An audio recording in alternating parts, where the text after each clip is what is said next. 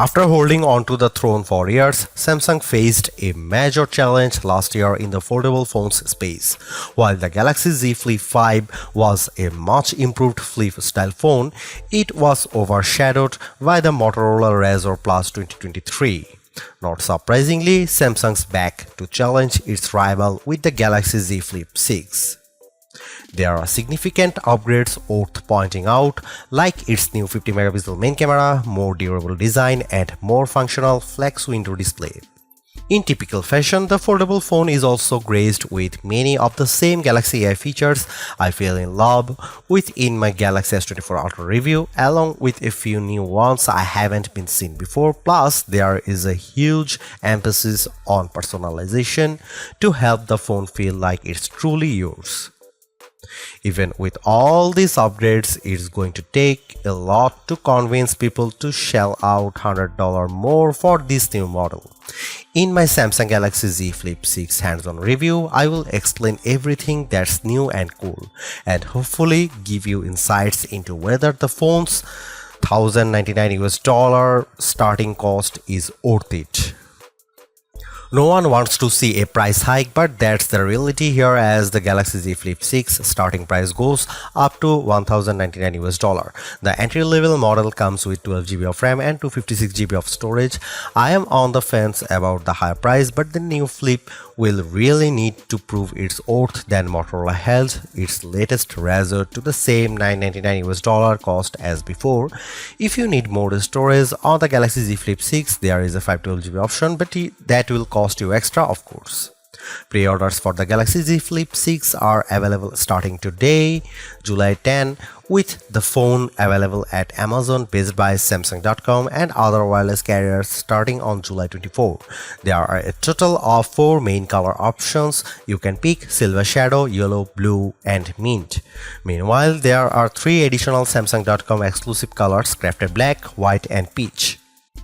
On the surface, it doesn't look like much has changed with the design of the Galaxy Z Flip 6. It is still incredibly compact when closed and constructed from aluminum to give it a solid feel. The size and design of the flex window also looks identical to last year, complete with that fin cutout on the bottom right where the display meets the cameras. However, I have to say that the designs elevated by the new pastel-like color options that the Galaxy Z Flip 6 is available in. The outlines of the camera lenses are also accented by the same paint job, giving the phone a much more pleasing contrast. Samsung has also increased the Flip 6 durability with a new dual rail hinge design, giving the Flip a more responsive feel whenever I close it, with the crease in the middle of the phone being considerably softer looking than its predecessors.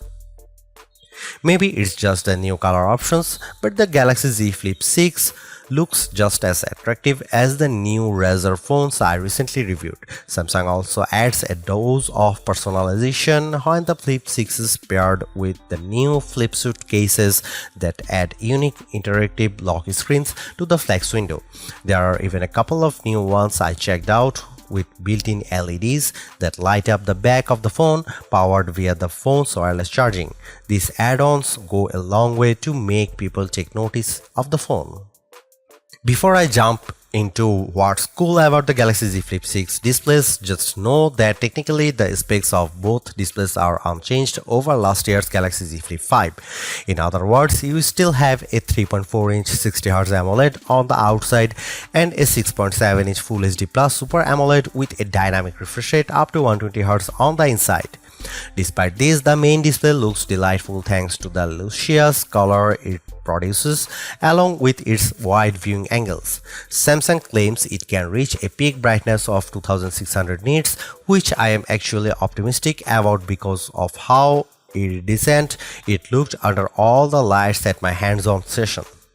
But the bigger changes pertain to the 3.4-inch flex window because it's more customizable than before. Not only can you swipe through the various widgets on there, but now there is the option to combine multiple widgets into one home screen layout, making it much more convenient. I also love the new interactive lock screens that respond to touch and movement, like one with a donut that moves around the lock screen whenever you tilt or rotate the phone.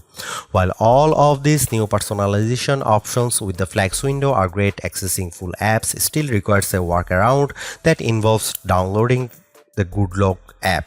While not all apps are optimized for the flex window, I do enjoy using them nonetheless, like all of my social media apps where I am just scrolling through video reels. I am more stoked about the Galaxy Z Flip 6 than the Motorola Razr Plus 2024, especially if its camera performance ends up being significantly better. At the same time, I really like all the new Galaxy AI features because many of them help to make the phone look more customizable than ever before. However, I can't overlook that the Galaxy Z Flip 6 now commands a higher $1,099 cost. That's tough to swallow, more so when Motorola ended keeping the Razr Plus at $999.